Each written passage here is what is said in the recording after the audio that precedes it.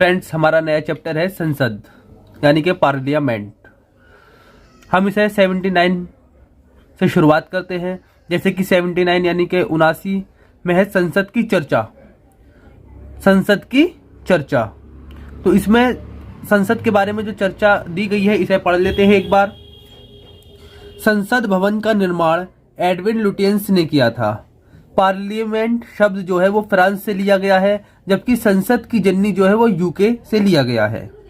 संसद के 3 अंग होते हैं, लोकसभा, राज्यसभा और राष्ट्रपति। संसद के 2 सदन होते हैं। 2 सदन कौन कौन से? लोकसभा और राज्यसभा। वो अंग 3 होते हैं। अंग में कौन सा जुड़ जाता है? राष्ट्रपति।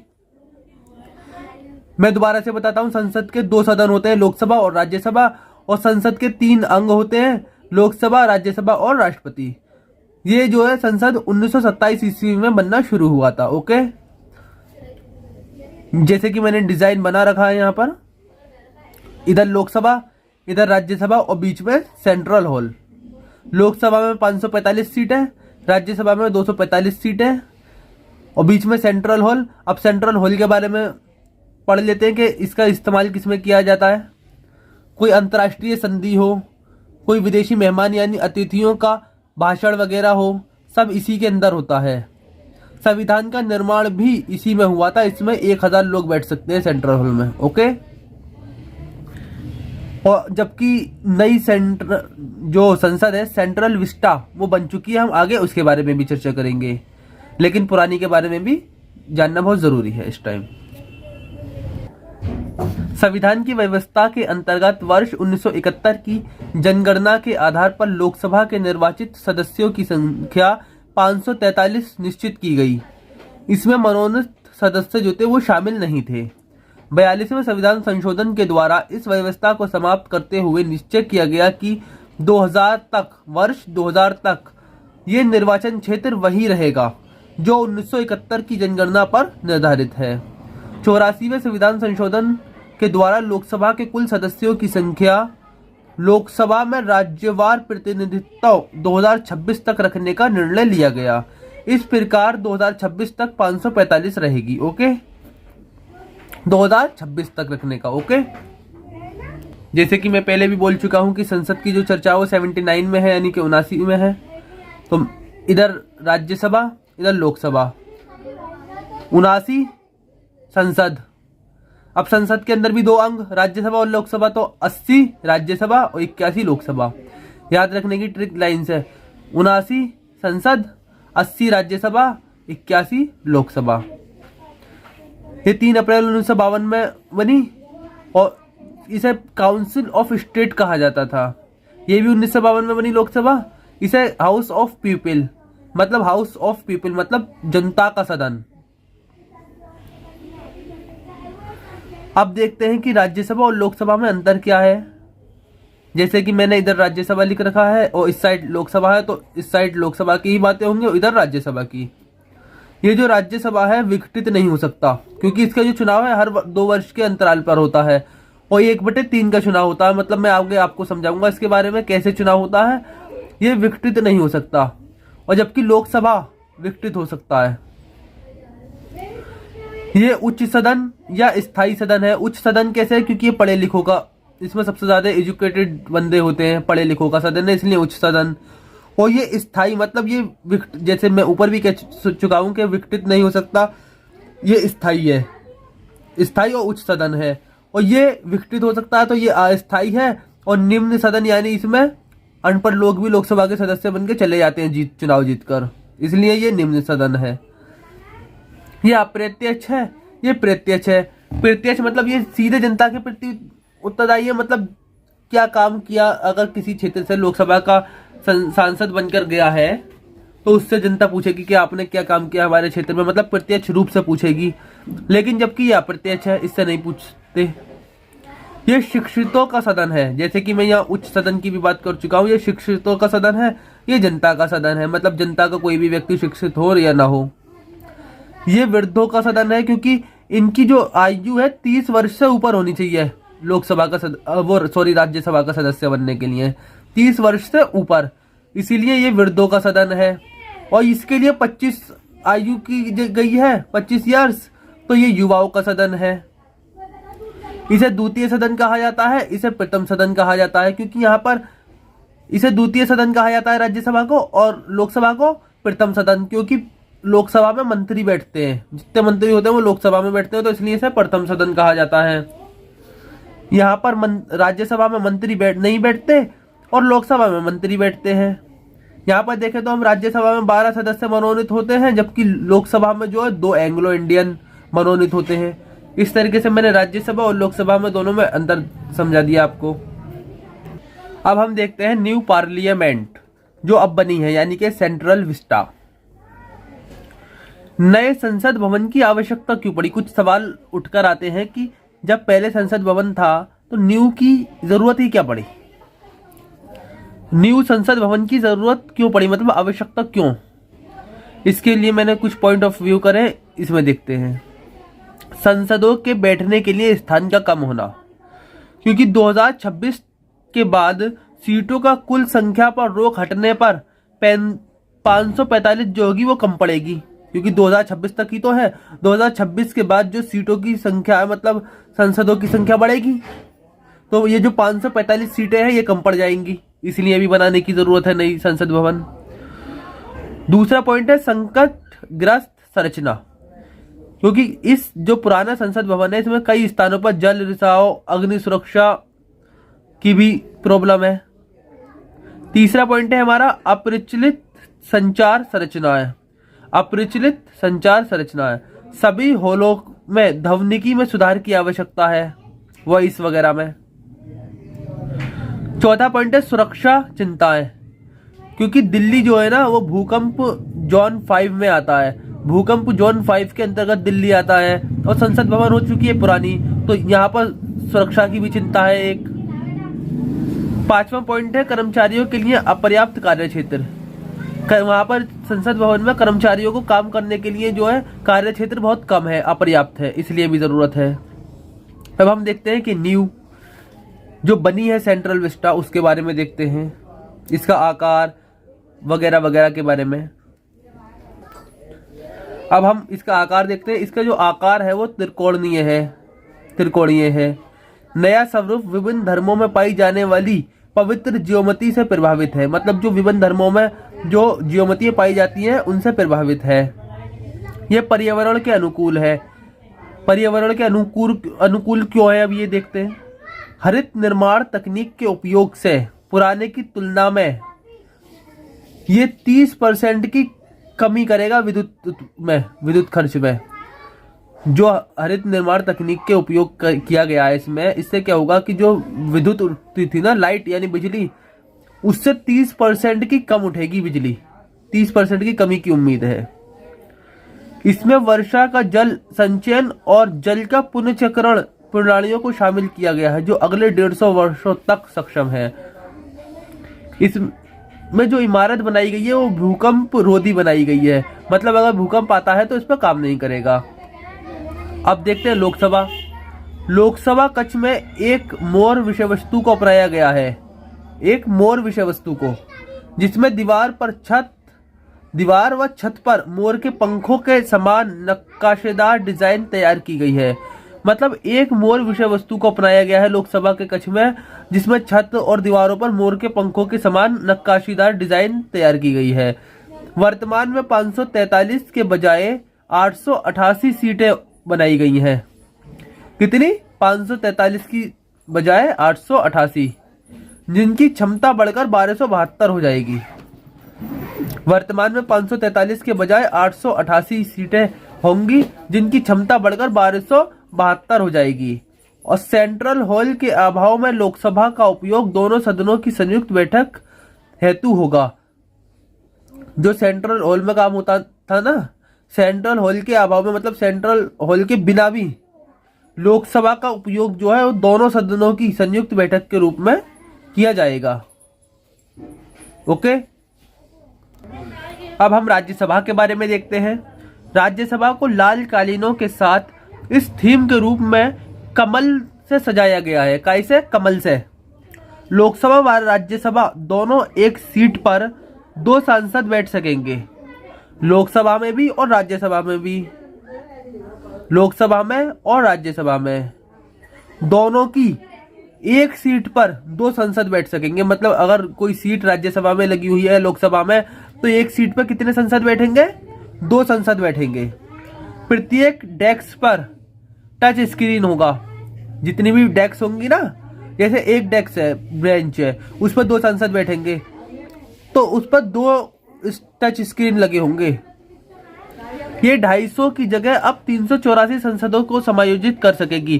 पहले राज्यसभा में 250 सीटें होती थी, अब ये 384 संसदों को समायोजन कर सकेगी। ओके, अब हम देखते हैं कि संविधान सभागार, इसमें भारतीय लोकतंत्र की यात्रा का दस्तावेजीकरण किया गया है। मतलब भारतीय लोकतंत्र किस तरह से बना, उसकी जो पूरी यात्रा हुई उसका दस्तावेजीकरण किया गया है। भवन के आंतरिक व बाहरी निर्माण के लिए विभिन्न प्रकार की सामग्रियां आई, जिसमें धौलपुर के सर मथुरा से बलुआ पत्थर, कहाँ से? धौलपुर के सर मथुरा से बलुआ पत्थर, जैसलमेर के लाखा गांव से ग्रेनाइट का पत्थर, ETC। साज सज्जा की लकड़ी नागपुर के और मुंबई के शिल्पकारों ने वास्तुशिल्प में डिजाइन की। साज सज्जा की जो लकड़ी डिजाइन की, किसने की? वो नागपुर और मुंबई के शिल्पकारों ने की। यूपी के भदोही से बुनकरों ने भवन के लिए हाथ से बुने पारंपरिक कालीन बनाए। हाथ से बुने पारंपरिक कालीन किसने बनाए? यूपी के भदोही के बुनकरों ने। ओके, संसद के मुख्य द्वार पर गांधी की प्रतिमा लगी हुई है, जो कि 16 फीट ऊंची है, और ये कांस्य की है। कांस्य एक धातु होता है, उसकी बनी हुई है गांधी की प्रतिमा, 16 फीट ऊंची, संसद के मुख्य द्वार पर। इसे पद्म विभूषण पुरस्कार से सम्मानित मूर्तिकार रामवी सुतार ने बनाया है। इसे किसने बनाया है? इस गांधी की प्रतिमा को रामवी सुतार ने बनाया है, जो कि पद्म विभूषण पुरस्कार से सम्मानित है मूर्तिकार। ओके, फिर देखते हैं अशोक स्तंभ के सिंह को भवन के शीर्ष पर लगाया गया है।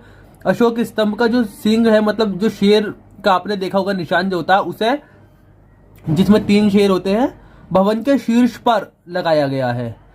इसका जो वजन है वो 9500 किलो है, यानी 9500 किलो। ऊंचाई 6.5 मीटर है। ओके, अशोक स्तंभ के सिंह के भवन को कहाँ लगाया गया है? ये भवन के शीर्ष पर लगाया गया है, और ये 950 किलो, यानी के 9500, 9,500 किलो। कितना? 9,500, यानी 9,500 किलो का है, और इसकी ऊंचाई कितनी है? 6.5 मीटर। भवन के प्रवेश द्वार पर अशोक चक्र तथा सत्यमेव जयते पत्थरों पर अंकित किया गया है। ओके, गोल्डन राजदंड क्या है, अब देखते हैं जो रखा गया है। ये जो राजदंड है तमिलनाडु के पुजारियों के द्वारा आजादी की पूर्व संध्या पर जवाहरलाल नेहरू को दिया गया था। किसने दिया था? तमिलनाडु के पुजारियों ने दिया था आजादी की पूर्व संध्या पर जवाहरलाल नेहरू को। ये अब स्पीकर के पोडियम के पास रखा गया है। कहां पर? जो स्पीकर बैठता है ना, उसके पोडियम के पास रखा गया गोल्डन राजदंड। और इस संसद भवन पर डिजिटलीकरण की ओर भी ध्यान दिया गया है, क्योंकि जितनी भी बातें होंगी, जितने भी वहां पर कार्य होंगे, संबंधित जानकारी होगी, सब रिकॉर्ड की जाएगी। कार्यवाही जितनी भी होगी, प्रश्न जितने भी होंगे, अन्य चीजें जितनी भी होंगी, सब रिकॉर्ड होगी। ओके, भवन में गैलरी शिल्प नामक एक गैलरी सभी भारतीय राज्यों की मिट्टी से बनी बर्तनों के साथ साथ पूरे भारत के वस्त्र प्रतिष्ठानों को, स्थापत्य के स्मारकों को प्रदर्शित करेगी। शिल्प नाम की एक गैलरी है, जिसमें भारत के जितने भी राज्य हैं उन सबकी मिट्टी लेकर जो बर्तन बनाए गए हैं, मिट्टी लेकर बर्तन बनाए गए हैं, पूरे भारत के वस्त्रों की प्रतिष्ठानों की, स्थापत्य कला के स्मारकों की जो वहां पर है प्रदर्शनी की जाएगी।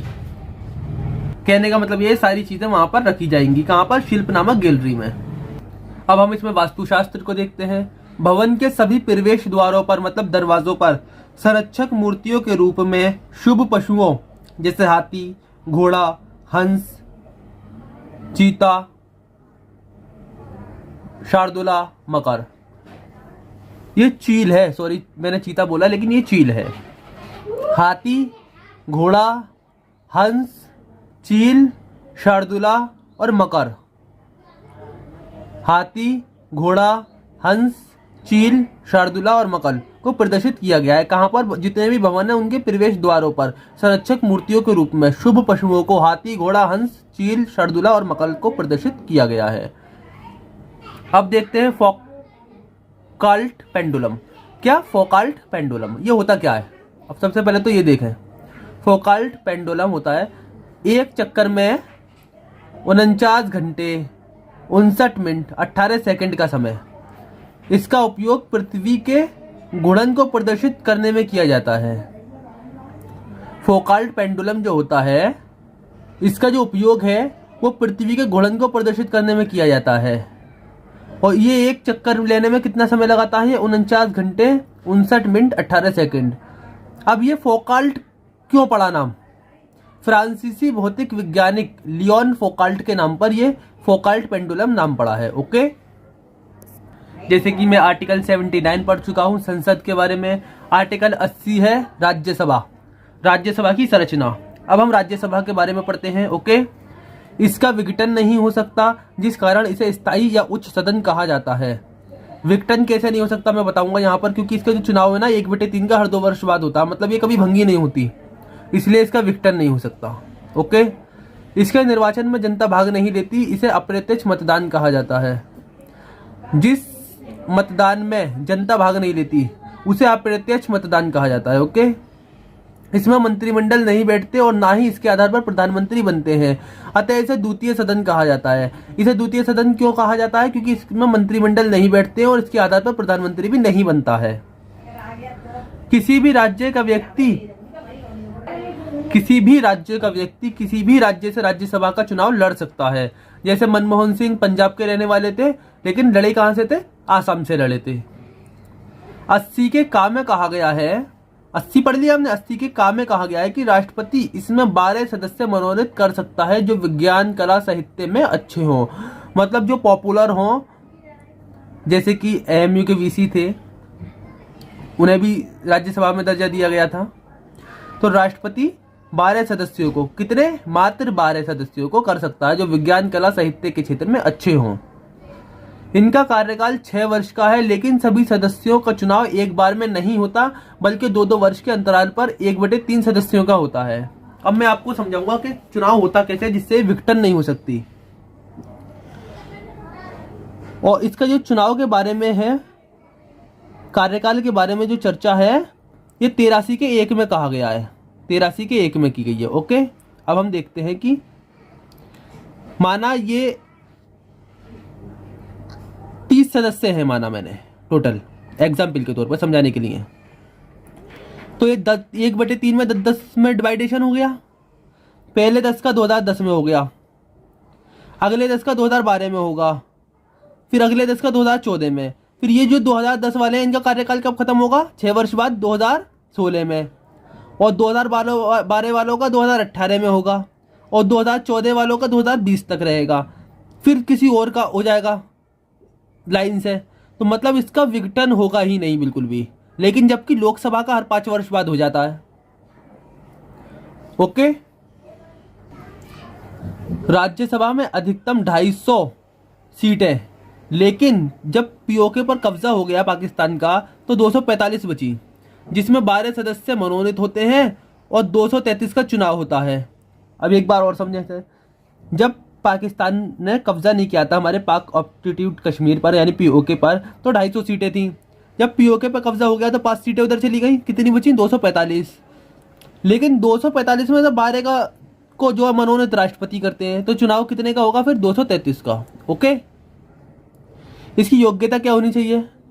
भारत का नागरिक हो, पागल या दिवालिया ना हो, लाभ के पद पर ना हो। लाभ का पद कौन सा? सरकारी नौकरी वगैरह। कम से कम 30 वर्ष की आयु हो।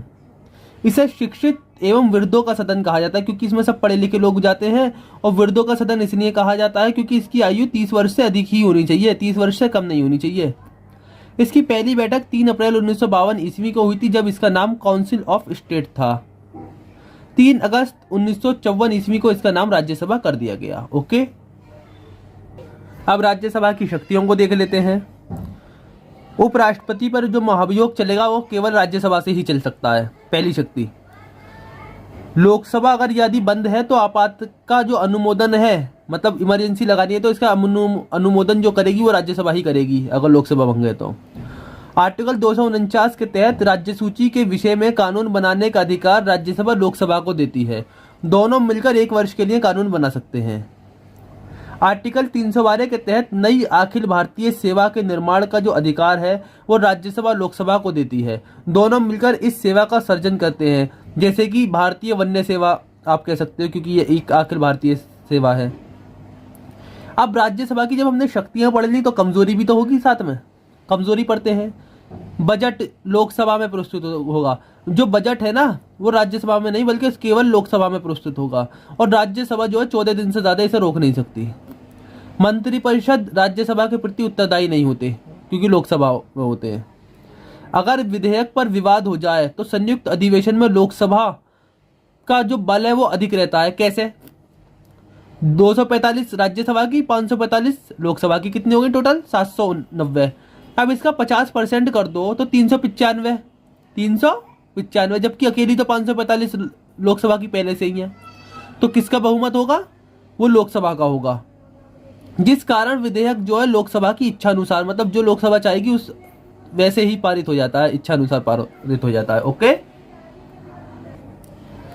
61वें संविधान संशोधन 1989 के द्वारा मताधिकार की आयु को 21 वर्ष से घटाकर 18 वर्ष कर दिया गया। ये मेरे कुछ पॉइंट ऑफ व्यू हैं जो मैंने अलग से लिखे हैं। ओके। संसद सदस्यों की अयोग्यता संबंधी प्रश्न का निर्धारण आर्टिकल 103 के अनुसार यदि ये प्रश्न उठता है कि संसद के किसी सदन का कोई सदस्य जो है, सदन का कोई सदस्य अनुच्छेद 102 में वर्णित किसी अयोग्यता से ग्रस्त हो गया है या नहीं, तो ये प्रश्न राष्ट्रपति को निर्देशित करता है कि उसका निर्धारण करने से पहले राष्ट्रपति निर्वाचन आयोग की राय लेगा और उसकी राय के अनुसार ही कार्य करेगा। अब इसे एक बार समझो कहना क्या चाह रहा है आर्टिकल्स। संसद सदस्यों की अयोग्यता संबंधी प्रश्न का निर्धारण के बारे में हम जानकारी ले रहे हैं। ओके। अब यहाँ से देखते हैं आर्टिकल 103 के अनुसार यदि ये प्रश्न उठता है कि संसद के किसी सदन का कोई सदस्य, मतलब संसद के किसी सदन का कोई सदस्य, मतलब सदन की बात हो रही है, संसद के कितने सदन है? 2, लोकसभा हो या राज्यसभा हो, कि कोई सदस्य इन दोनों का अनुच्छेद 102 में वर्णित योग्यता, जो अनुच्छेद 102 में वर्णित योग्यता है उससे अयोग्यता से ग्रस्त हो गया है, मतलब जो उसमें योग्यताएं दी गई हैं उसमें कुछ ऐसी कमी है जो इस सदस्य में नहीं है, तो ये प्रश्न राष्ट्रपति को निर्देशित किया जाएगा। ये मतलब ये जो बात है, ये जो जानकारी है, ये किसे बताई जाएगी? राष्ट्रपति को। और उसका निर्धारण करने से पहले राष्ट्रपति क्या करेगा? उसकी सदस्यता का जो निर्धारण है कि मतलब इसे रखना है या नहीं रखना, उसकी सदस्यता का निर्धारण करने से पहले राष्ट्रपति क्या करेगा? निर्वाचन आयोग की राय लेगा और उसकी राय के अनुसार कार्य करेगा। ओके। 42वें संविधान संशोधन 1976 जो कि 5वीं लोकसभा थी, इसके द्वारा लोकसभा का कार्यकाल 6 वर्ष कर दिया गया, लेकिन 44वें संविधान संशोधन 1978 के द्वारा 5 वर्ष कर दिया गया। 6 वर्ष करा क्यों गया था? क्योंकि आपातकाल के कारण। ओके। सच्चिदानंद सिन्हा ने 1921 में ये पहले लोकसभा अध्यक्ष थे। सच्चिदानंद सिन्हा जो थे पहले लोकसभा अध्यक्ष थे, लेकिन स्वतंत्रता प्राप्ति के बाद प्रथम जो उपाध्यक्ष अनंत श्याम अयंगर बने। पहले लोकसभा अध्यक्ष कौन थे? सच्चिदानंद सिन्हा, लेकिन स्वतंत्रता प्राप्ति के बाद प्रथम उपाध्यक्ष कौन बने? अनंत श्याम अयंगर। लोकसभा महासचिव यानी सेक्रेटरी जनरल जो होता है, ये राष्ट्रपति की ओर से सदन के अधिवेशन में उपस्थित होने के लिए सदस्यों को आमंत्रित करता है। वह अध्यक्ष की अनुपस्थिति में विधेयकों को प्रमाणित करता है। ये सदन की ओर से संदेश भेजता है एवं अध्यक्ष के संदेशों को भी प्राप्त करता है। सदन समिति के समक्ष जो गवाह प्रस्तुत होते हैं उनके विरुद्ध समन यानी वारंट भी जारी कर सकता है। लोकसभा अध्यक्ष का मासिक वेतन जो होता है वो 1,25,000 रुपये महीना, जिसमें निःशुल्क आवास प्लस केंद्रीय मंत्रियों को मिलने वाली सुविधाएं होती हैं। 5 संघीय क्षेत्र जो अंडमान निकोबार, दमन दीव, लक्षद्वीप, चंडीगढ़, दादर एवं नगर हवेली को राज्यसभा में प्रतिनिधित्व प्राप्त नहीं है। ओके। राज्यसभा के लिए सर्वाधिक 31 सदस्य। यूपी में दूसरा स्थान महाराष्ट्र का है। पहला स्थान किसका है? यूपी में सर्वाधिक कितने? 31 है। और दूसरा स्थान किसका है? महाराष्ट्र का, जिसमें 19 है। ओके। राज्यसभा ने अब तक 2 बार विशेषाधिकार का प्रयोग किया है। एक बार 1961 में भारतीय इंजीनियरिंग सेवा में, दूसरा भारतीय वन सेवा, तीसरा चिकित्सा सेवा का सर्जन करने का अधिकार सांसद को दिया। पहली बार में क्या करा, कहने का मतलब यह है कि राज्यसभा ने जो है अब तक बस 2 बार विशेषाधिकार का प्रयोग किया है। ओके, अब पहली बार देखते हैं और दूसरी बार देखते हैं। पहली बार में क्या किया, 1961 ईस्वी में भारतीय इंजीनियरिंग सेवा, भारतीय वन सेवा, भारतीय चिकित्सा सेवा का सर्जन करने का अधिकार संसद को दिया। 1965 में भारतीय कृषि सेवा, भारतीय शिक्षा सेवा के सर्जन का अधिकार संसद को दिया। अब दूसरी बार में देखते हैं, वो सॉरी दूसरी बार में ये कर दिया 1965 में, पहली बार में 1961 में, दूसरी बार में 1965 में। पहली बार में क्या क्या किया, पहली बार में एक करा कि भारतीय इंजीनियरिंग सेवा, भारतीय वन सेवा, भारतीय चिकित्सा सेवा का सर्जन का अधिकार किसे दिया, संसद को। और दूसरी बार में 1965 ईस्वी में भारतीय कृषि सेवा, भारतीय शिक्षा सेवा के सर्जन का अधिकार संसद को दिया। मतलब पहली बार में इंजीनियरिंग, वन और चिकित्सा, दूसरी बार में कृषि और शिक्षा। ओके, सर्वप्रथम बरजिंदर सिंह हमदर्द जो निर्दलीय थे, इनको अयोग्य राज्यसभा ने घोषित किया था, बिना अनुमति के 60 बैठकों में अनुपस्थित रहे थे। सर्वप्रथम किसे अयोग्य घोषित किया था राज्यसभा ने, बरजिंदर सिंह हमदर्द को। ये एक निर्दलीय प्रत्याशी थे। और क्यों किया था, क्योंकि बिना अनुमति के 60 बैठकों में, कितने 60 बैठकों में अनुपस्थित रहे थे।